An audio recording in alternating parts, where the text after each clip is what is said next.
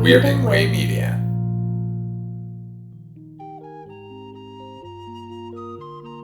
Right, Mr. Walters? You see that guy over there? Now, he's an actor. The guy on the phone, he's a prize fighter. Me, I'm a cab driver. I'm the only cab driver in this place. Good evening and welcome to Night, Mr. Walters, a taxi podcast. I'm HP, your co-host, and with me, as always, is my co-host, Father Malone. Father Malone, how are you this evening? HP, you better pray for some more powder. That's offbeat. That is very off the wall. Well, we're going to get into that. We're talking Taxi Season 4, Episode 7, Louie's Mom Remarries, written by Earl Pomerantz and directed by James Burrows, of course. I heard him honking at one point in this episode. Which is surprising because this isn't the biggest knee slapper of an episode. There's some funny moments we'll get into, but yeah, you can hear him honking a little bit. Reminder, we're doing these shows in broadcast order, not in order of filming.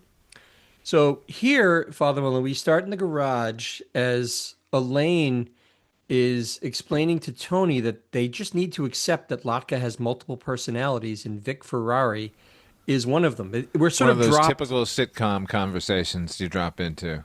Yeah, what's the term, in media res? Like it's Yeah. kind of like we're just thrust right into this conversation with no real context. Tony is apparently upset because he says Latka has to work all year, but Vic is the one who gets to take his vacation. Now, side note before we get into this any further, Alex is there too, and he's wearing a green cardigan sweater with a button-down collared shirt. Not only is this too dressy for a cab driver, Father Malone, it makes him look like he's going to go check out Al's Diner before taking Jenny Piccolo out to Inspiration Point. It's I got Happy Days vibes like crazy from what he's wearing. Oh, I thought he was trying to look young, like a preppy. You think And so? Just couldn't quite figure it out. Like, didn't know where the Izod store was. Well, this would have been, what, 81, 82? So was Yeah. that the dawn of the preppy? Oh my, yes. Lacoste? Okay. Yeah, that makes sense. I guess it's a different Ugh. look for him. We were Yeah. surrounded by genuine preppies and yuppies in our lifetime, HP. Remember, some of them would pop the collar on Pop their the Izod fucking shirts. collar. Just stab yourself with the tips of those collars, you goons. Ugh, man. I shudder to think about Preppies. it. So, Oh my yeah, god. not good. But anyway, right on cue in this conversation, Vic Ferrari comes strutting in to the Thank absolute. God Vic is here. It's amazing because I feel like we haven't seen Latka in forever, or Vic for that matter. And the audience is delighted. They're cheering, they're clapping, They they're should be. loving it. You know what? The audiences of the episodes where Vic Ferrari shows up are getting the most entertaining show possible, as far as I'm concerned.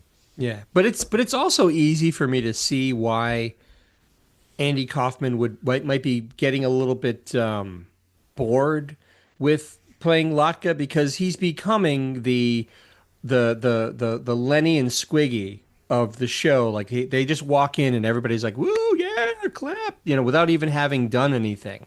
I think that might have rankled Kaufman's sensibilities a little bit. But they, there's no getting around the fact that he's so talented. He's so great. Well, I'm sure they had to keep throwing him bones so he wasn't bored playing Latka all the time because it was kind of baked into this series that he was going to be the Fonzie character. He was going to be the guy everyone cheered when he walked on screen. But that doesn't do anything for him creatively. And thank God they kept giving us these because I will contend Vic Ferrari is my favorite character on Taxi. He's fantastic, and it was a pleasant surprise for me because I had forgotten that he was a part of this episode. Because honestly, you could take Vic Ferrari out of this episode and it would make no difference. It would lose a yellow light, but Sure, but I actually, and this is called out in the Taxi Fan Guide by Frank Lovies, that his Latka and Vic's bit in this episode was actually going to be in the Louie's Fling episode that we talked about previously, but for whatever reason, it was flown into this episode instead. And frankly, this episode really needed a shot in the arm like Vic Ferrari, as any episode would, obviously. Tony asks Vic if he's all set on his vacation, and Vic describes that he's going to go stay at a condo in Sugarloaf. And it makes me wonder, Father Malone, is it the Sugarloaf in Maine or is it the one in Idaho? I think we're led to believe it's the one in Maine because he's talking about skiing, right? Yeah. Yeah, which I've He been. is it is, yeah, it's definitely the skiing. At one time, I was actually, you wouldn't know it now, Father Malone, but I used to snowboard. And on several occasions, I went up to Sugarloaf, and it's fantastic up there. It's beautiful.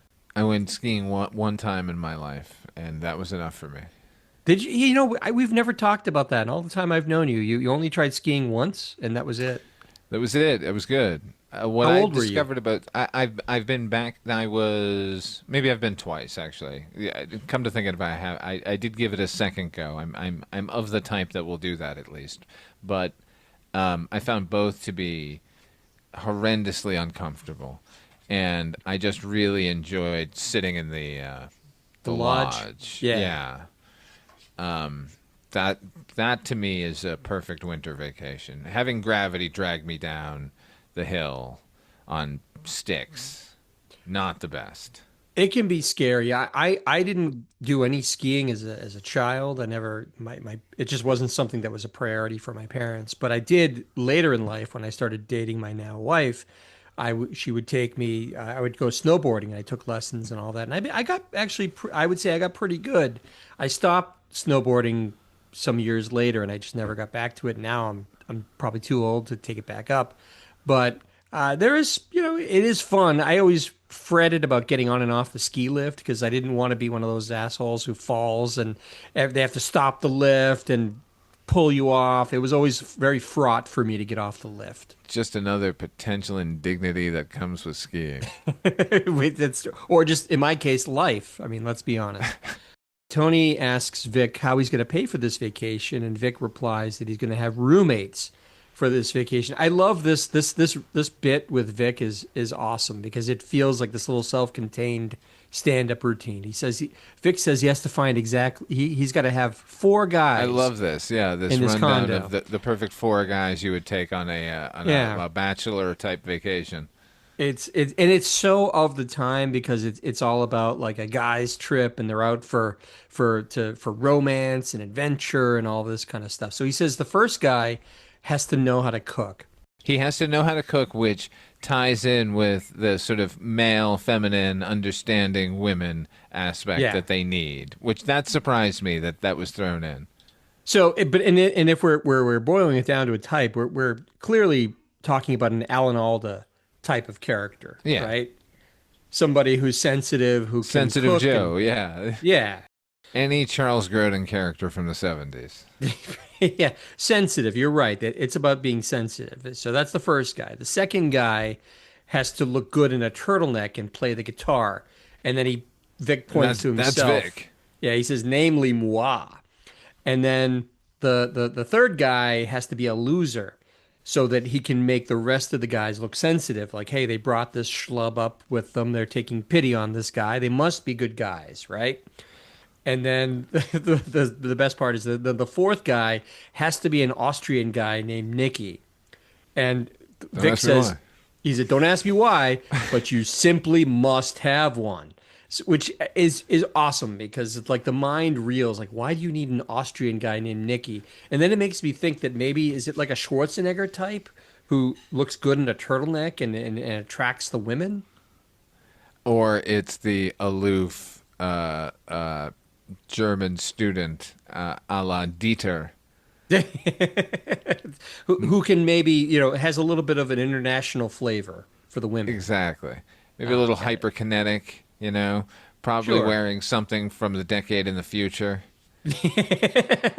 Some sort of obnoxiously loud sweater and a turtleneck, and maybe and everyone's like, "Oh my God, what is he wearing?" And then 20 years later, everyone was like, "Wow, look at that guy! Yeah, he was he's amazing, so stylish." Yeah, exactly. So then, at that point, Louie himself saunters in. He's whistling a jaunty tune, Father Malone, and Elaine asks him why he's in such a good mood. And Louie reports that he had a big fight with his ma last night, and things apparently got pretty hostile. He punched her out, and now he's crowing about it. That's right. He socked her right in the kisser.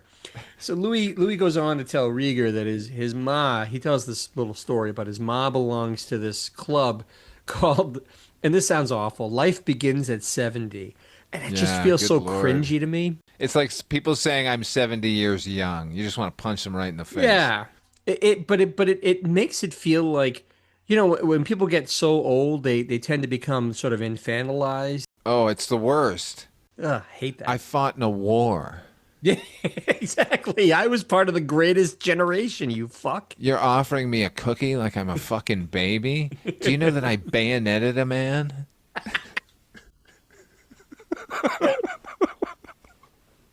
You're putting them in a room with cookies and, like a little craft project. Let's all do the hokey pokey. Excuse me? It's just cringy. It just makes me feel like, well, what are you doing? These I people have watched a man dignity. eat a baby It's- during the Depression. This club, Louis goes on to describe, it's three women, it's two men, and then he says it's someone that's so shriveled up, it's anyone's guess what they are, which is awful. Like, but that's so Louis. I like that joke actually. It is. I laugh despite myself. The Rieger, of course, being Rieger, he counters, and this is so self-important of Rieger. Kind of makes me sick sometimes. He says that old people have a dignity, they have a wisdom, they have a beauty that you will never get close to. There it is. That's exactly what you were talking about. That's the infantilism right there. It is. It's like, oh, they're wise and they have so much to share, and then Louis kind of dismisses him by saying, "Well, look, you would say that, Rieger, because you're closer to kicking the bucket than any of us are."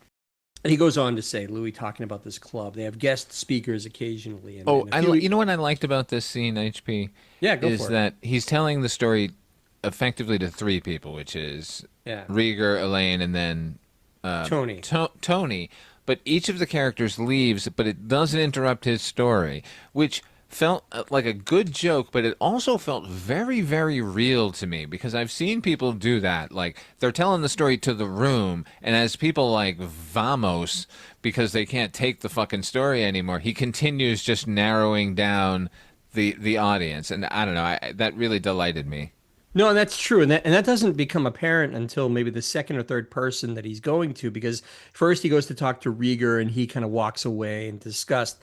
Then he talks to Elaine, and then Tony. The Tony thing gets weird, and we'll get to that in a minute. But yeah, so he starts talking to Rieger, and then Rieger, splits, He, and then he now runs up the stairs and disappears. is that where he goes? Okay, Yeah. and then Elaine's there, but it's a very strangely empty garage at the same time. They're the Usually, only three in there. yeah, it feels.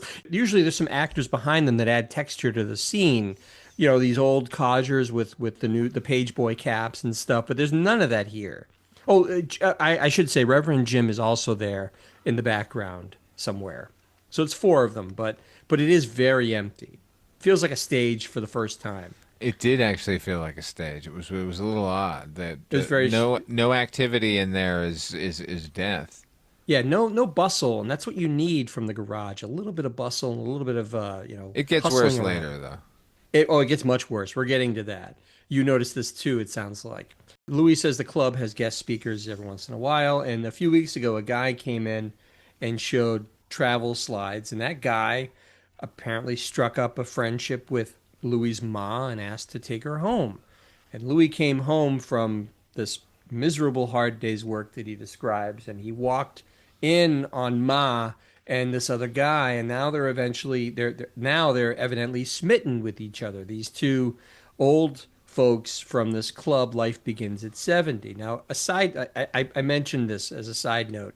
You've already described it, that people keep disappearing from the story as Louis is talking about it. Now, when he gets to Tony, however, here's where things get really weird and downright annoying. He sits in Tony's lap, and no one was expecting that. And then when Tony gets up to leave, he clings to him, and he's just carried around the garage for the rest of the scene, telling this story while Tony tries to shake him off.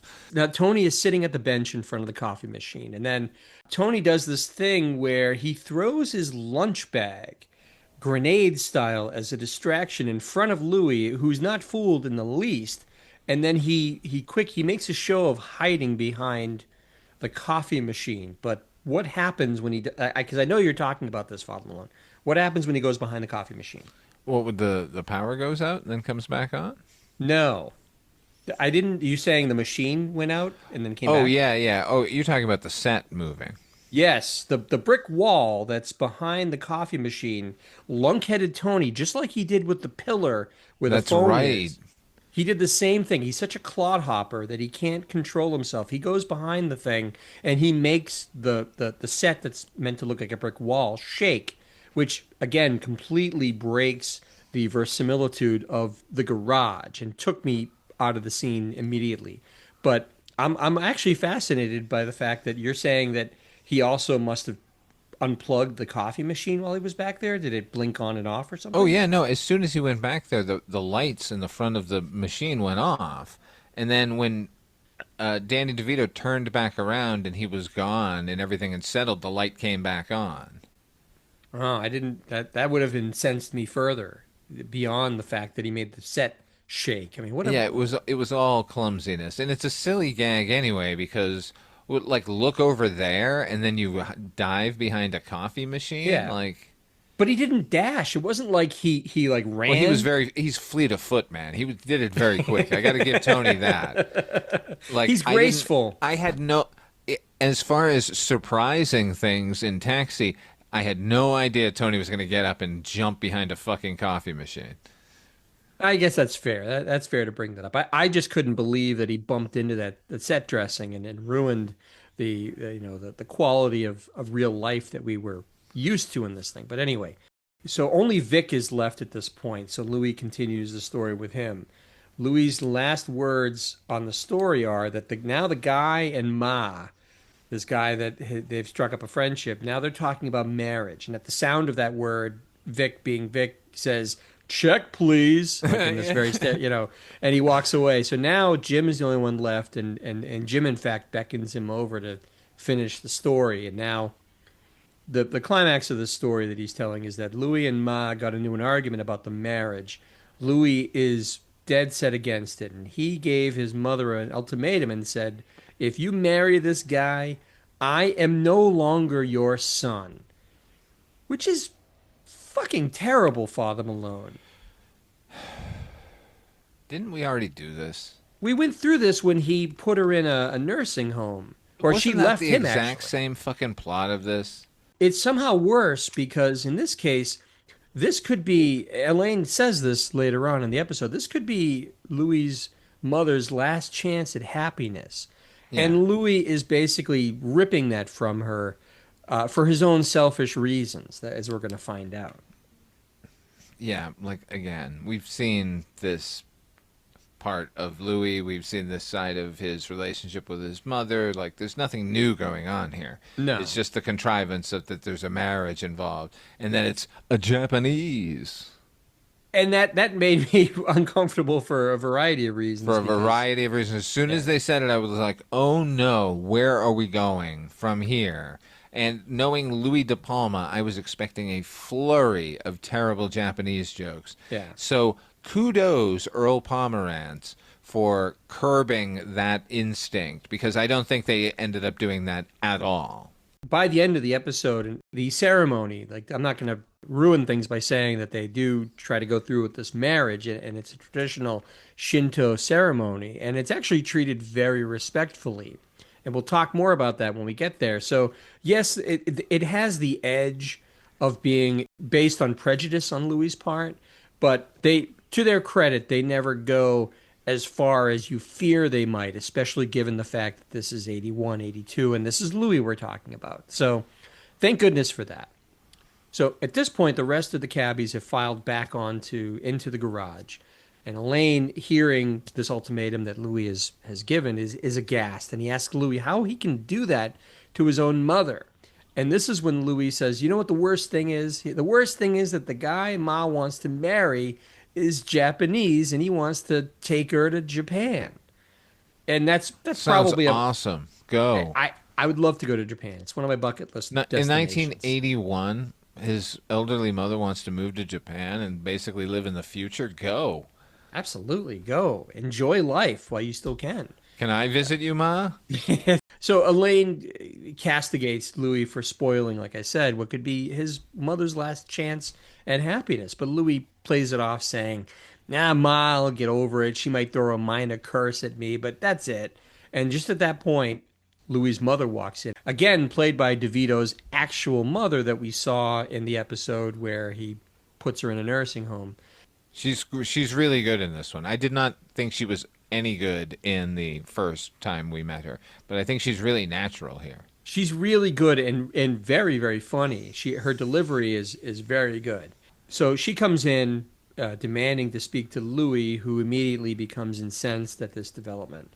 The other cute thing about this, Father Malone, before I go any further, is that you really get the sense that Danny DeVito relished the idea of having his mother in a scene with him to play off of, because he knows what a character she is, the woman, her, the actual his actual mother, and how much she loved being on set. He talks about this in the Lovey's book, about how she just adored being part of the production. So that's very sweet. That's a big plus. That's worth a yellow light, in my opinion. The interaction it's between worth mother a and yellow son. light, yeah, because the interaction is so natural and good. Yeah. Like it easily could have gone the other way. It could have been Kirk and Eric Douglas. Right, but it's, and also DeVito, or the writers, I guess more than anything, they're not afraid for Louis to like insult her, and but in a very sweet way, and I like that because he still gives as good as he gets when it comes to his mother, and vice versa. So she comes in. Louis hastily introduces her to the cabbies, and he demands that they treat her with enormous respect. And Elaine, for one, is thrilled to meet her, and she introduces herself, and the mother, with perfect timing, says, "Who are you?" And Elaine introduces herself and says, "Well, I'm Elaine Nardo." And their ma replies, "Oh, you're Louis's girl?" You're getting this window into Louis's life outside of the garage, and What he's describing his life in the garage is to yeah, his mother, like who these people are in players in his play.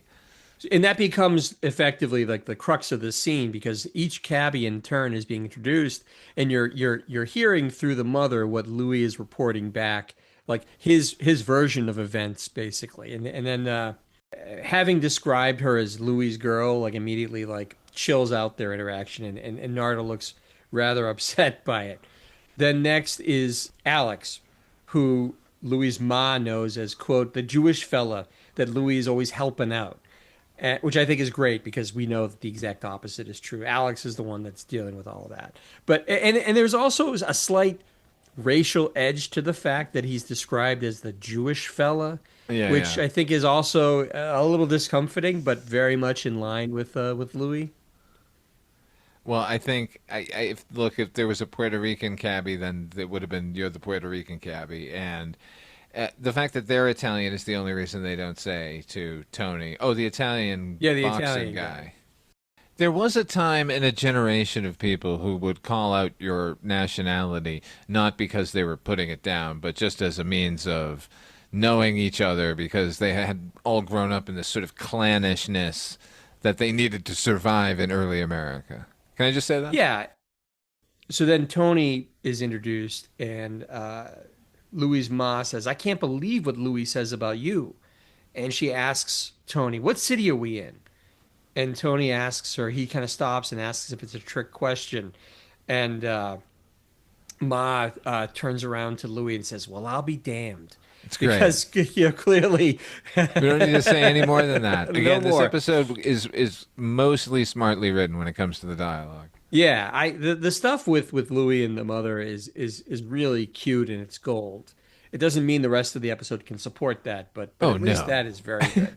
Nevertheless, Tony is smiling, and he's eager to try out some Italian on Louis' ma. So he says You know something. what? He's eager to try out Italian. I wish his character had just been fluent in Italian and then they could talk back and forth because it seems like, I don't know, it just seems weird. Like, she gets excited that he speaks Italian, but she would just be like, "You don't even speak Italian. Was this halting bullshit?" I chalk that up maybe to the fact that Tony Danza just didn't know how to speak Italian. I know, but you could break it down phonetically. I've seen fucking Bela Lugosi speaking Spanish as Dracula. That's a good point. So he says something to her, and her response like alarms Tony. He's taken aback. And Alex asks what she said, and Tony says, "Well, my Italian's a little rusty, but I think she said her son's acting like a jackass." Or what was Asparagus. it? An asparagus. Yeah, yeah. Yeah, it's probably jackass. I'd like to think that in Italian, the difference between jackass and asparagus is very slim, but I don't know for sure. Maybe a listener who speaks Italian can let us know if that's an actual joke or just a writerly joke for a television series in the 70s or early 80s. Well, I'll tell you what. I'm gonna take the hit now, and I'm gonna go to translate.google.com, and I will tell you what it is. We're gonna debunk this once and for all, Father Malone. So I'm gonna It's go like an In Italian. Search of episode with Leonard Nimoy. Shout out to a different show. Let's do English. Let's say, what did I say? Jackass? Yes. Jackass? In Italian, jackass is stronzo. Stronzo. Stronzo. Now, how do you say asparagus? Asparagus. Asparagus. In Italian is asparago. So, Well, then. That's a writerly 70s joke. What a drag. They should have found something that sounded like Stronzo that's equally ridiculous. I mean, there's got to be something. Jim asks about the new cabbie he's referring to. He doesn't realize that it's Louie's This is mom, great. which is really funny. They should have put her in a cab for a couple of episodes. Remember when they used to go out and pick up customers on this show, and they would have little adventures because it's a show about cab drivers?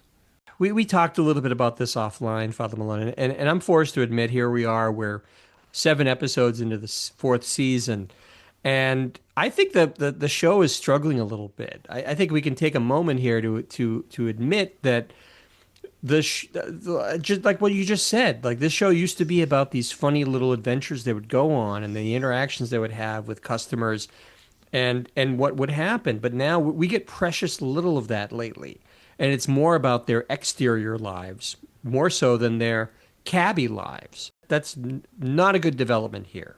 No, it's just another office comedy now. You know, when I was a kid and heard that they had canceled Taxi, I sort of railed against it. But now, rewatching it as an adult, if I was an executive at NBC, I'd be like, yeah, I think we can. I think we're good. I think they've said everything they're going to say there in the Sunshine Cab Company.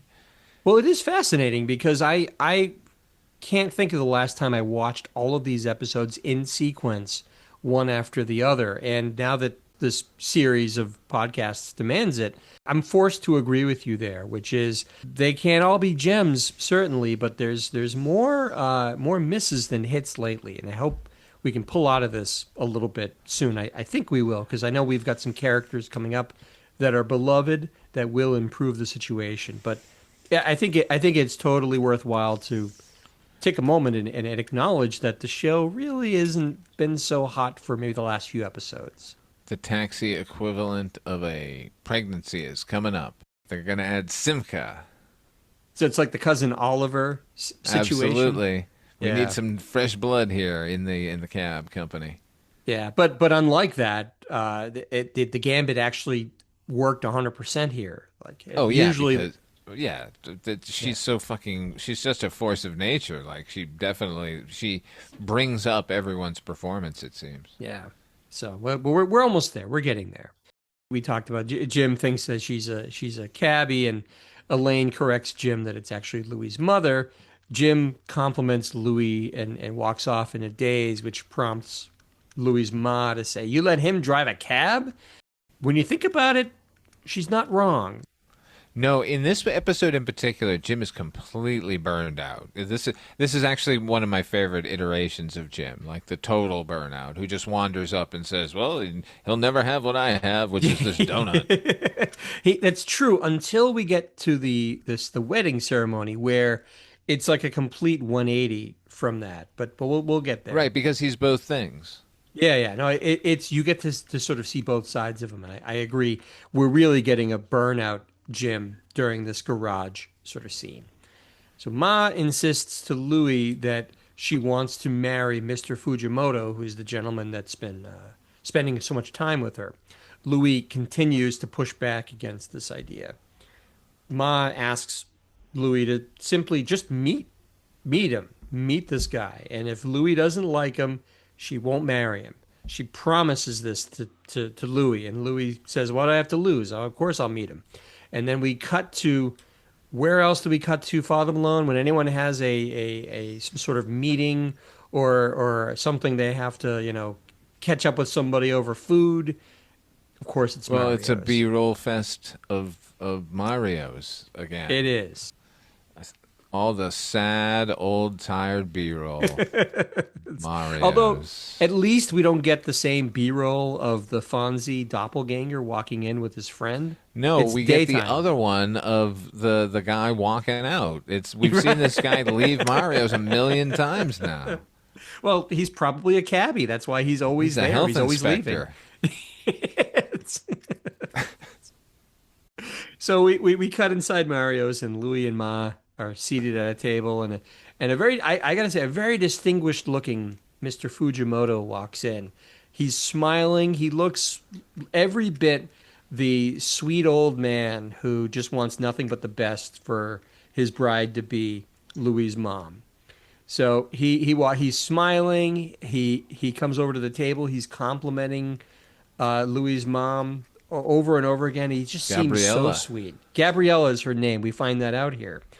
And his show of affection towards Gabriella, Louis's ma, puts off Louis. So Ma introduces Mr. Fujimoto to Louis, and Ma insists that Louis bow, which seems a little bit over the top because Mr. Fujimoto is a Japanese American. He didn't come in wearing traditional Japanese garb. He comes in wearing a handsome, three-piece suit. He looks suave and Right, and but slick. we're also about to see a Shinto wedding, and then he's going to spirit her off to Japan. True, but just because he's observing Shintoism Listen, doesn't mean if this is the clumsy bit of Japanese nonsense that the episode's going to indulge in, I'm going to allow it. that's true. They could have been a lot worse. So I guess, like a good lawyer, I'll allow it. So Jerry Fujikawa here, who's playing the bridegroom, is little inside baseball. HP and I were just talking about Shatner versus Nimoy over on our away missions for our Star Trek Fest for midnight viewing, my show, and Check we that were out. talking. Yeah, we were talking about how Shatner and Nimoy were both on the Twilight Zone, and Nimoy was in this particularly racist episode called "A Quality of Mercy," where Dean Stockwell is the leader of a platoon that Nimoy is part of, and they have pinned down a Japanese squadron. The leader of the Japanese squadron was Jerry Fujikawa, who is the guy here. Really? Yeah. I had no idea that was the case. Was he old in that episode already? No, he was it was nearly 30 years earlier. Well, 20. It was 20 years earlier. So he was an older man, but he certainly didn't look like a septuagenarian. Yeah, here he's every bit, the match for Louis Ma in terms of being old and distinguished and The 70s elderly. must have done a fucking number on him. Apparently. He seems like the sweetest guy, which is a nice contrast to Louis, who is putting aside any potential prejudice that he's feeling. He just ultimately just doesn't want anybody taking his ma away from him, basically. That's the crux of Louis' dilemma here. That's what we find out that he's trying to avoid. So he and Louis, Mr. Fujimoto and Louis, go to another table to chat, and Ma announces that she's just going to sit there and smoke, which I've read some of the behind the scenes stuff. That was one of her hobbies, basically, was just smoking her ass off. And that's true to life. It reminded me of that, in our lifetime, I remember, plenty of people smoking. We could still smoke in restaurants. You could smoke everywhere when I was, Yeah. when, we were in our 20s, basically. I remember going to Callahan's in Santa Monica and as a smoker, being disgusted at how much smoke there was in the restaurant. Oh, it's ridiculous. I remember being, as a child, being on a plane. Oh my God! It was just a choke fest. It was like, so there's that scene at the beginning of Citizen Kane where they're watching the news on the march, and it stops, and the screening room is just filled with smoke, and it's all overexposed, so it looks super smoky. That's what the airplane looked like, because they were. This was also a time when the in-flight movie was actually projected onto a screen at the front of the cabin. So you had like the tracer from all the smoke of the beamed image. It was remarkably unhealthy and gross. Just disgusting. But it's like what you're describing, where it's even a smoker might go, "This is awful. What are we doing to ourselves?" So she's smoking at her table while Louie's talking with this gentleman. And he immediately Louis asks him if he's known any other women. And Mr. Fujimoto says, "Yeah, of course. I'm 83 years old. Of course I have." And then Louis kind of barks back at his ma, like, "Hey, he's pillowed too many women, ma. This guy's no good for you." But ma ultimately goes against her promise not to marry the guy and insists that they will be married. And Louis reminds her of his threat to no longer be her son, to which she says, "Look, I'm sorry," then gets up and beckons Mr. Fujimoto to leave with her, but not before turning around and saying sayonara to Louis, which is a nice touch, nice button to the scene. And then we fade to black, fade to commercial. And now Louis has divided the apartment in half. That'll be your half, Ma, and Mr. Fujimoto, this'll be my half over here. Oh my God, my hair has turned red from the tonic you sold me, Ma. Wait, there's somebody at school who looks just like me, and we both have dates, but now we're mixed up, and now I gotta pretend to be you, and you gotta pretend You're to gonna be fool me. Ma, and I'm gonna fool Mr. Fujimoto. We've described like half of season 3 of Brady Bunch, basically. These are all. But it was the sort of repository for every sitcom contrivance that ended Yeah. up on the Brady Bunch. Yeah, including, like we said, Cousin Oliver, who's the classic example of the kid you bring in when all the other actors have aged out of being cute. Even though they were still dressing Cindy in little baby doll dresses, like Ugh. she's a little girl at this point, like she's not a tiny child. We fade back in now. We're back at the garage where a gussied up Jim and Alex are staring at Louis's cage, which has all the shades down. We've seen sometimes he puts the shades down for comic effect or whatever. And there's this there's one thing that Taxi does consistently poorly, Father Malone. It's ADR. It's looped dialogue. And this is no exception. With Alex here? Yeah. Yeah. Oof. Because they loop Alex in a voiceover saying it's unbelievable that Louis is now living in the garage. There's no other way, apparently, of conveying the notion that Louis is now having to live in the garage because he's not living with his mother anymore. It's really bad. It sounds terrible. That's terrible, and then the setup itself is really fucking stupid. Because all I kept thinking as they're like waking him up as if the garage that we've seen for 4 fucking seasons now is a 24-hour operation. Seems to be shut down so Louis can have a bedroom in the cage. Aren't there what's going on upstairs? But the office is upstairs. Like, it just logistically doesn't make any sense here. Well, what's odd is we already talked about the fact that the garage at the beginning seemed to be oddly empty, devoid of any hustle and bustle, and that continues here because aside from Louis and Alex and Jim, there's nobody else in the garage, and there's really no I mean, I guess we're led to believe that it's the morning because Louis is getting up and taking a shower and getting himself ready for the day, but it's there's no. I consistently use the word verisimilitude when I talk about the garage because there are times during the course of the show where it did feel like a real place. That's the goal of the set, right?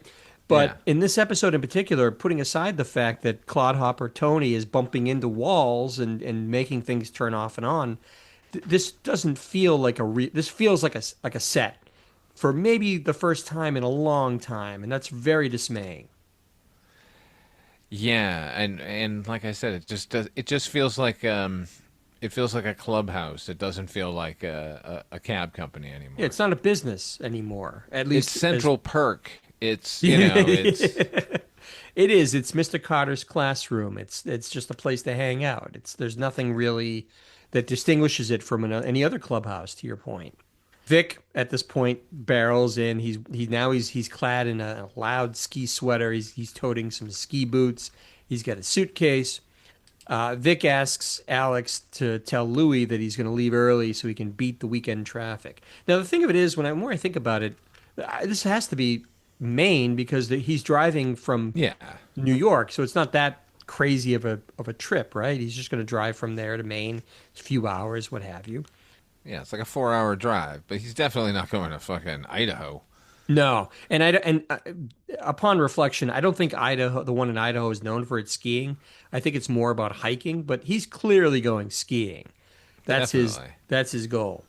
So Alex asks Vic if he found all the roommates that he was looking for. Remember we talked about the four perfect roommates that he needs to assemble. And Vic assures Alex that the team is assembled and they're on their way to quote a holiday of hormones, which sounds terrible. Awful. That's my editorial there. And then Vic departs, and that's the last we see of You know what? old I Vic. I was expecting a really easy joke about the four people he found were his personalities. It could have been. You're right. It could have been like Like the people he's describing, could have been Latka, one could have been one. yeah. You know what I mean? Like, I thought that was a missed opportunity. Yeah, that would have extended the bit. He could have been like, "Oh, and I found a guy. You want to meet? Do you want to meet whatever Nicky, the Austrian?" And he could have been like, he could have put on an Austrian accent. Yeah, something. I don't know. He could have done it. So anyway, Vic is in and out so quickly, but he's never not a welcome presence on the show, even if his bit adds nothing to the main a plot of this. Let's be honest. So then the sound of an alarm clock emits from the cage, and you hear Louis waking up. He's sputtering, he's grumbling. The shades come up, and you can see that he's wearing like a tattered bathrobe. And Louis asks why they're all dressed up. And Alex reminds Louis that they're going to see Louis's ma's wedding. Louis corrects them. He says, I don't have a mother anymore. And he walks out towards the bathroom, and Louis has a soap on a rope that he's swinging around his hand. Do you remember, first of all, do you remember when soap on a rope was a thing, Father Oh Malone? yeah, What I was the deal do. with it? What I don't was know. the I deal? really wanted one, but we never got one. But ultimately, I don't know what the deal would have been. Like, there was such an epidemic of dropping the soap, and then of course there's the whole prison joke Yeah. aspect of it. Why was soap on a rope a thing? What was that? This is the time of pet rocks, and Yeah, I guess we have a lot to answer for pop culture wise at that time. But it never made sense to me because you can't use the soap while it's hanging around your head. You can't wash your whole body with it. So you're meant to take it off and then put it back on when you're done? yeah, I guess so. Strange. Wouldn't that mean? Can't you just hang it on a hook and you're? But then you might as well keep it in a soap dish in a little nook of your shower. I mean, there's no real reason for it. So they created a need. Good for them. They did, but there is a good joke here that I want to call out. I don't often like to call out the jokes because they're not funny when you retell them, or at least as far as I do it. But he's got this soap on a rope, and Louis sort of swinging it almost like a purse, kind of like he's swinging it as he's walking. And Jim makes this funny comment that he's walking the soap, and it's such a stupid joke, but it just cracked me up. It's so out of left field, and it has no bearing on their conversation. I just thought it was a funny observation on Jim's part. I don't know. I just thought it was really funny. Perhaps an improv. Could be. Was that the point at which Burroughs was honking with laughter, or I did think we already so. see Yeah, that? it was during that scene, which was good that it elicited something other than anger at the stupidity of the setup. Yeah, no, absolutely. So he Alex is yelling after Louis, who disappears into the bathroom. He's trying to convince Louis to go to the wedding, and then After a minute or so, Louis comes out. He's like swathed in towels and he's dripping wet. I don't know how he could have showered that quickly because it's literally 5 seconds after he walked into the It's just a bathroom. bucket of water he had waiting for himself. I guess maybe he went to one of those safety sinks and just splashed himself with it. You know, like the eye protection thing where the eye wash station. Maybe he went there. Moist towelettes. I guess, but he's sopping wet. They're not A moist horse towelettes. bath. What? A horse bath. What is that? That's where you I've never basically, heard that. it's like a sponge bath. You just basically, Oh my God. I can't believe you just said that. I've never heard that term. look it up, man. I guess I will after this episode. That's incredible, Father Malone. Wow. Louis tells Alex that he and Ma, this is where he gets to the heart of his problem with this marriage. He says he and Ma had an unspoken deal, and Ma's thrown that all away. Apparently, they were meant, to be together in some way, shape, or form. Alex is incredulous. He says, like, what, Louis, you were never going to get married? You were going to spend your whole life with your ma? And Louis says, yeah, sure, I might have gotten married, but I would always have a place. I'd always have a room for my ma. Ma is busting up their team, and We've yet seen this before, man. But this was the exact same fucking thing from the Ma left me and I don't know what to do with myself and she was my best friend and it's 100%. But the difference is we don't have that great scene with the Louis and his party and those weirdos that were sitting on his couch. yeah, that's true. That elevated that one. It really did. It was such a small thing, but it meant so much to that scene. But so yeah, Louis is griping about the fact that it's like those wedding bells are breaking up that old gang of mine, but it's Louis's version of it, right? So, but Louis says, well, she's breaking us up, yet I'm the bad guy, and I'm the one whose life is getting upended here. But finally, Alex convinces Louis to go in appreciation for all that his mother has done for him. But Louis is still afraid of what he'll do when he gets there. He's afraid he won't control himself, and he'll say something or do something that will ruin the occasion. So Alex tells him, "I'll handle that. You trust me, and it'll be fine." And Louis decides to go, and Louis says, "I feel great because whatever awful, disgusting thing he does," Louis says, "it'll be Rieger's fault," which I think is actually a great setup, but it doesn't pay off at all. No, no, they want this scene to be about Louis like bubbling over during the ceremony, but they end up paying such fealty to the ceremony itself that it's hard to like mine any comedy out of it. Yeah, but in fairness, because they're treating the Shinto ceremony with such respect, I don't Respect is blame the them. word I was looking for. Sure, I don't blame the writers or the director for being fearful that they were going to come off as disrespectful to the sanctity of that ceremony. So that would have been a tough line for them to walk in any event. But you're right. Ultimately, the joke doesn't pay off. It should have been Louis seething and bubbling with rage, and Rieger having to go through all these lengths to keep Clapping him. his hand over his mouth, like holding him down. Like Yeah. it should have been a whole physical comedy scene. Yeah, but it doesn't go. We don't go there at all. So now, and this is the rarest of rarities, Father Malone. We fade into B-roll that I am quite certain we have never seen and we may never see again. I Right? doubt we will. Yeah, I was shocked. Actual brand new B-roll. I was like, oh my heart. It was Be incredible. still. I think this was like clip art. I think this was just. I don't think this was something they filmed on their own. I think this was Oh just. no. They went to the stockpile and said, This is "Give stock me footage. give me a Japanese temple." And they found Yeah. one guy standing outside a Japanese temple and went, "That's it. That'll work."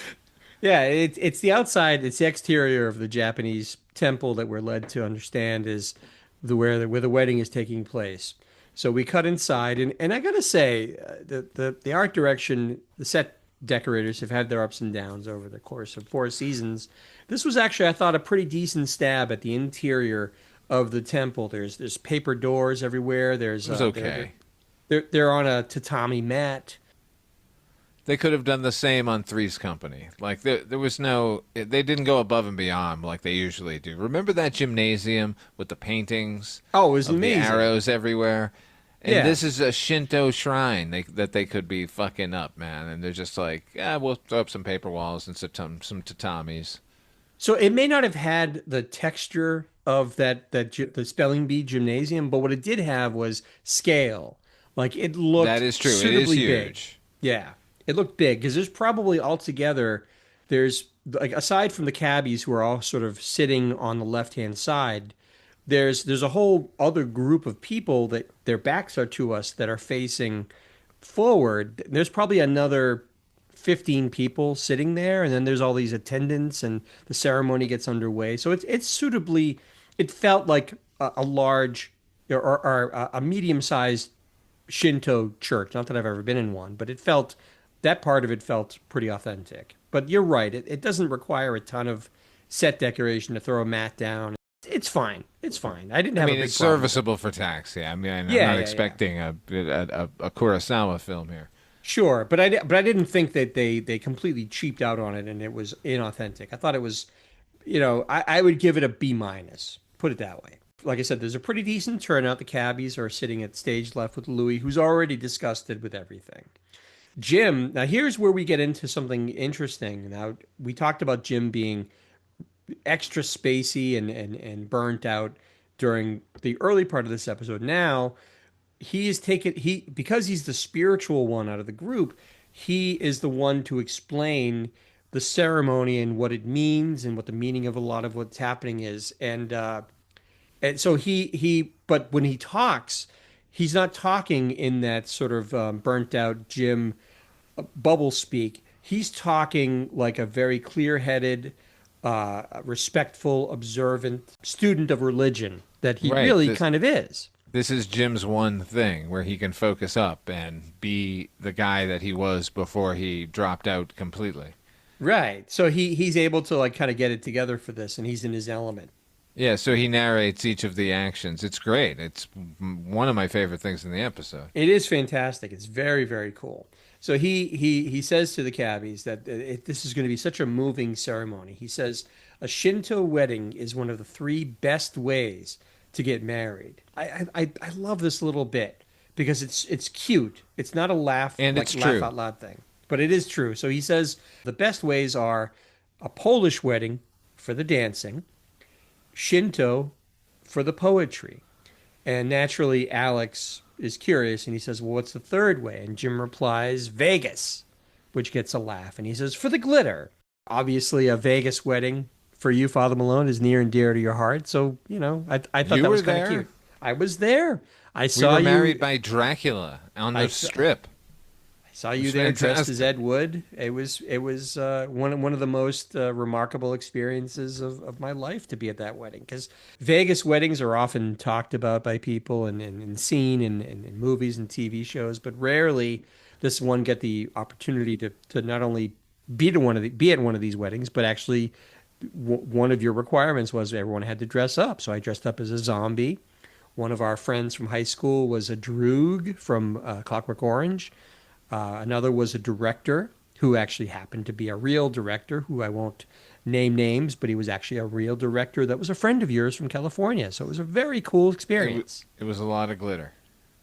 It was fantastic. Yeah, I mean, it was just one of those experiences that I'll remember forever. So Jim he's very down to earth, very respectful, very spiritual about this whole thing. So, but meanwhile, Louis can barely control himself, but Alex is keeping him in check. Now, Jim starts to narrate the wedding as it proceeds. There's attendants that come in, then there's all this. At one point, they're waving fans to keep the demons away. It's very interesting, and it's my understanding. I read in Lovey's book that Earl Pomerantz actually did the research to make it as authentic as it could possibly be, given the fact that it's this sitcom and it's at the tail end of the episode. That's why Jim is narrating it, because the writer actually went out and did some fucking work, and now you have to hear it. That's right. He wants to prove the effort that went into this, right? Mr. Fujimoto and Louise Ma come out, and Ma is resplendent. She's in a full kimono.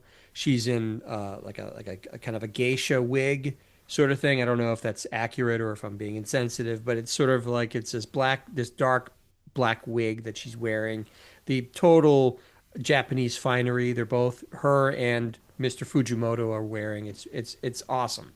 Louis doesn't even recognize her at first, and then the wedding ceremony proceeds. As I said, Jim is as Jim is narrating, he actually peacocks a little bit to your point earlier, and he says it's nice to be the smart one, which is such a cute thing for Jim to say because you know that he's so used to being the one who is always a step behind, not keeping up with the conversation or just in a fog. This is the one Dismissed. situation dismissed and kind of like not ignored, but considered, less than. And in this case, this is him in his element. This is something where he can project real authority. And I'm here for it. I thought it was fantastic. He's speaking as confidently and as elegantly, Father Malone, as I think I've ever heard Jim speak about anything in the show. So that's pretty remarkable. And it's a credit to Christopher Lloyd once again. He can show you all of these sides of Jim. There's many sides to him, not just the burnout. Finally, it's time for the couple to drink a special tea. And Jim tells Louis that once they've drank the tea 3 times, they're officially married. So then Louis's ma gets the 2 sips, and Louis decides he's got to say something. He needs to stop it. But as he approaches his ma, the ma tells him, too late, because she already had her 3rd sip. It's really funny. She's just like, That's yeah, a good line. too late for you. Louis then announces, well, in that case, and you sort of figure he's going to put his foot down and say, then I guess I'm not your son anymore. But he does something interesting here. He says, in that case, and then it becomes a tender moment, and he leans in and says, I give you my blessing. To which Ma says something very sweet back to him in Italian, something like, thank you, sweet one, or something. I don't know what she says. And they kiss, and she thanks him again in Italian as the episode ends at that point. And it's just, that's where we go Leave out a on tender moment alone, HB. that's I didn't know you were such a fan of Billy Joel there, Father Malone. He's appropriate for this episode. It is, just like Vienna Waits, man, this is cornball heaven right here. That is the episode. Now we're going to talk about yellow lights. What does a yellow light mean? Reminder to everybody, we score on a scale of 1 to 5 yellow lights. 1 is the worst Taxi episode, and 5 is the best. And as is our custom also, Father Malone, we throw it to you first. What do you give Louis' mom remarries? Look, even though this episode sort of devolves into the worst kind of sitcom tropes, and it has a bunch of barely there plot lines intersecting, what it does have is Vic Ferrari, so it's getting 3 yellow lights from me. This was a tough one for me, Father Malone, because I always talk about the rewatchability of an episode, and that goes a long way towards me giving it a favorable score. This is not one that I watch on occasion. If I have a free moment, I want to watch a little Taxi. This isn't one that I traditionally pop in. But we already talked about the fact that Vic alone is worth 1 yellow light. We also mentioned that the interaction between Louis's mother and him is worth another yellow light. So we're already up to 2 yellow lights. And I think there's enough stuff with Reverend Jim showing another side to himself, which is very good. It is sitcom-y as all get out, and there's no getting past that. But I mean, this is an occasion where I kind of wish that we had said we could do half lights, because I would have given this a solid 2.5. But we don't have that luxury. So I'm going to agree with you. I'm going to give this one 3 yellow lights as well. This isn't a terrible episode by any stretch, but it just feels too constrained, too one note for me to really give it like a great score. But that's not. I mean, it's a little better than average. I think that's fair. But if you Right? take away those 2 elements, those 2 yellow lights, you're left with a 1 yellow light episode. So bear that in mind, listener, when you go back to watch this. Like, 2 of our yellow lights are purely based on cosmetic issues.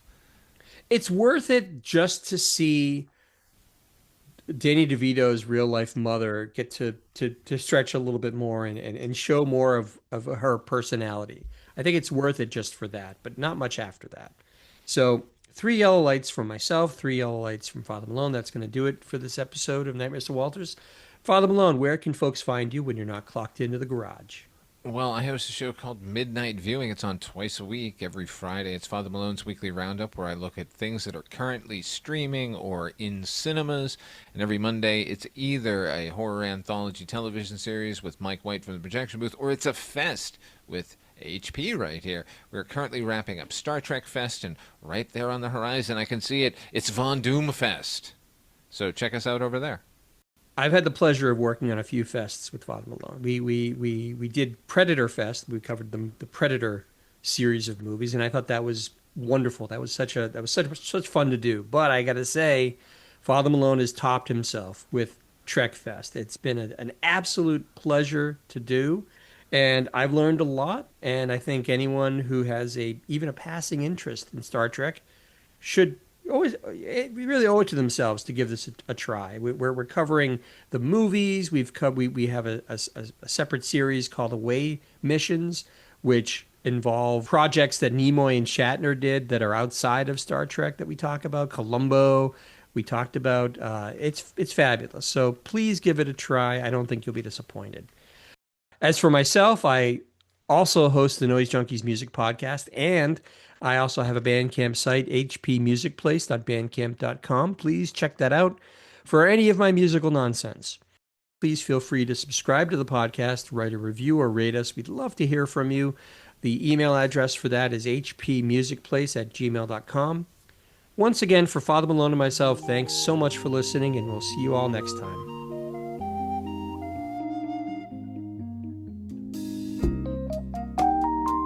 Night, Mr. Walters.